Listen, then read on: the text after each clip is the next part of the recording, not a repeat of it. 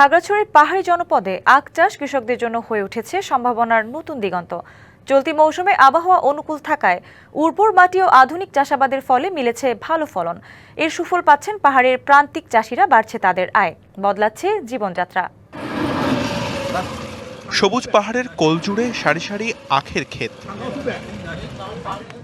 খাগড়াছড়ি সদর উপজেলার গুগড়াছড়ি, কমলছড়ি, বেতছড়ি, গামারডালা ও চেঙ্গি নদীর তীরবর্তী এলাকায় এখন আখ কাটার ধুম। চলতি মৌসুমে এই উপজেলায় ৩ জাতের আখের চাষ হয়েছে। স্বল্প খরচে বেশি লাভ এবং তুলনামূলক কম পরিচর্যার কারণে দিন দিন আখ চাষে আগ্রহ বাড়ছে পাহাড়ি কৃষকদের। আখের সিজন আসলে আপনার শীতের মৌসুমে আমরা প্রায় 10-15 জন 6 মাসের মতো কাজ করি। আমরা এই বছর যে চাষ করছি আখগুলো মোটামুটি খুবই উৎপাদন ভালো।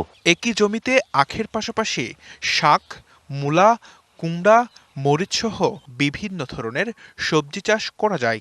40 তো কুইশাল লাগেছে এই বছরে, প্রায় কুইশাল আছে 8,500 আর কুইশাল খেতে বেশি লাভ আছে। কুইশাল খেতে মানে শতকাল হতে বিভিন্ন খেতে লাগে পারে, মানে কুইশাল যদি বড় হতে পারে মানে লাভ তো হতে পারে আর কি।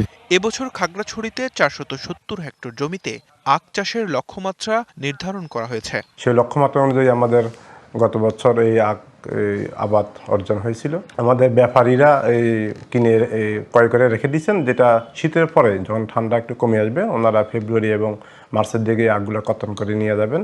সঠিক পরিকল্পনা, আধুনিক প্রযুক্তি ও সরকারি সহায়তা অব্যাহত থাকলে আখ চাষ ভবিষ্যতে খাগড়াছড়ির কৃষি অর্থনীতিতে আরও বড় ভূমিকা রাখবে, এমনটাই মনে করছেন স্থানীয়রা।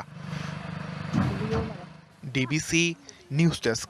নতুন এবং ফিরে আসা গ্রাহকদের জন্য নগদে চলছে ক্যাশব্যাক সহ প্রতিদিন হাজারো উপহার জেতার সুযোগ। হবে আশা আর ফেরা, সারপ্রাইজ সেরা।